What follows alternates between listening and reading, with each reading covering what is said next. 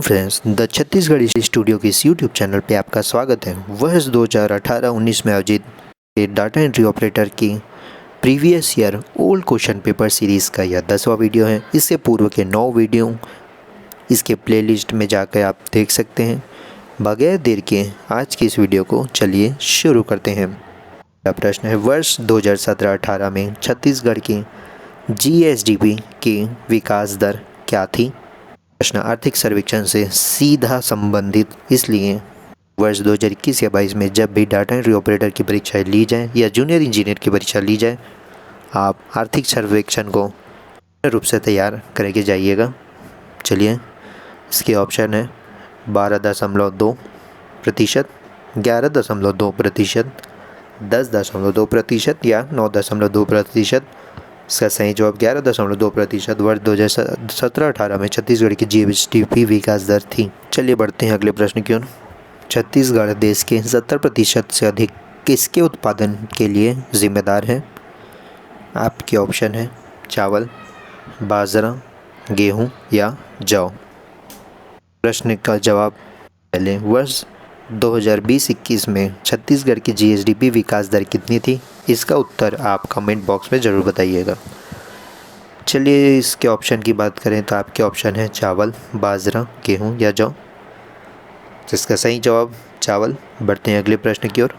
वह कौन सी योजना है जिसे समाज कल्याण विभाग छत्तीसगढ़ सरकार के द्वारा शुरू की गई, जिसे गरीबी रेखा को नीचे रहने वाली विधवा और निर्जन महिलाओं को एक सम्मानजनक जीवन का आश्वासन देना और वित्तीय सहायता प्रदान करना है? अपने आर्थिक सर्वेक्षण को पूरी तरीके से तैयार कर लिया होगा तो इसका जवाब आपको बिल्कुल बन जाएगा। इसके ऑप्शन है इंदिरा गांधी राष्ट्रीय विधवा पेंशन योजना, राष्ट्रीय परिवार सहायता योजना, दीनदयाल उपाध्याय राष्ट्रीय परिवार सहायता या किसान समर्थन योजना। सर, आपको कमेंट बॉक्स में बताना है। यह प्रश्न आपके होमवर्क के रूप में है। चलिए बढ़ते हैं अगले प्रश्न की ओर, जो कि छत्तीसगढ़ के इतिहास से संबंधित है। महमूद खिलजी आक्रांता ने रतनपुर पर कब हमला किया था? आपके ऑप्शन है वर्ष 1485 या 86, 1375 या 76, 1440-41 या 1418-19। इसका सही जवाब वर्ष 1440-41 के दौरान आक्रांता महमूद खिलजी ने रतनपुर पर हमला किया था। उस दौरान रतनपुर पर किसका शासन था? इसका जवाब आपको कमेंट बॉक्स पर बताना है। चलिए बढ़ते अगले प्रश्न की ओर। छत्तीसगढ़ भारत के कुल वनों के कितने प्रतिशत टन के रूप में योगदान देता है?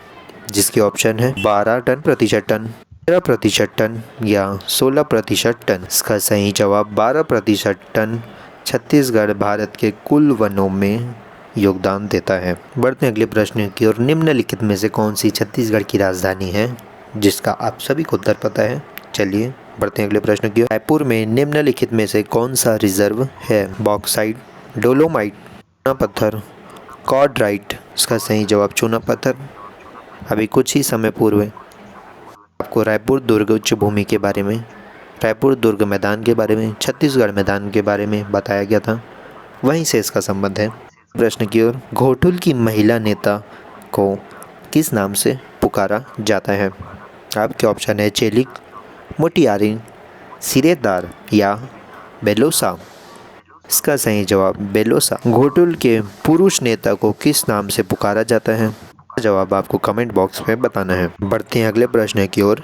जिला पंचायत के संबंध में कौन सा कथन सत्य नहीं है? आपके ऑप्शन है राज्य सरकार न्यूनतम 10 निर्वाचन क्षेत्रों के साथ एक जिला पंचायत का गठन करेगी, राज्य सरकार अधिकतम 35 निर्वाचन क्षेत्रों के साथ एक जिला पंचायत का गठन करेगी, प्रत्येक निर्वाचन क्षेत्र की जनसंख्या 50,000 रखी जाएगी, या राज्य सरकार न्यूनतम 15 और अधिकतम 25 निर्वाचन क्षेत्रों के साथ एक जिला पंचायत का गठन करेगी। इसका सही जवाब ऑप्शन डी है। जिला पंचायत अर्थात ये छत्तीसगढ़ के पंचायती राज अधिनियम से संबंधित प्रश्न 2019 में आयोजित बिजली विभाग में सभी प्रश्न पत्रों में पंचायत राज से संबंधित प्रश्न देखने को मिले ही थे। आगामी बिजली विभाग डाटा एंट्री ऑपरेटर या जूनियर इंजीनियर ऑपरेटर के परीक्षाओं में भी पंचायती राज से संबंधित प्रश्न के आने की पूर्ण रूप से संभावना है। चलिए बढ़ते हैं अगले प्रश्न की ओर।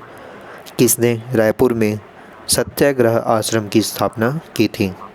आपके ऑप्शन है रत्नाकर झाजी, माधवराव सप्रेजी, ठाकुर प्यारेलाल सिंह जी या पंडित सुंदरलाल शर्मा जी के द्वारा। इसका सही जवाब है पंडित सुंदरलाल शर्मा जी के द्वारा रायपुर में सत्याग्रह आश्रम की स्थापना की गई थी। लेकिन किस वर्ष की गई थी, इसका जवाब आपको कमेंट बॉक्स में बताना है। सीरीज से संबंधित किसी भी प्रकार के विकासात्मक सुझाव के बारे में आप हमें कमेंट बॉक्स में जरूर बताइए। Thanks for watching.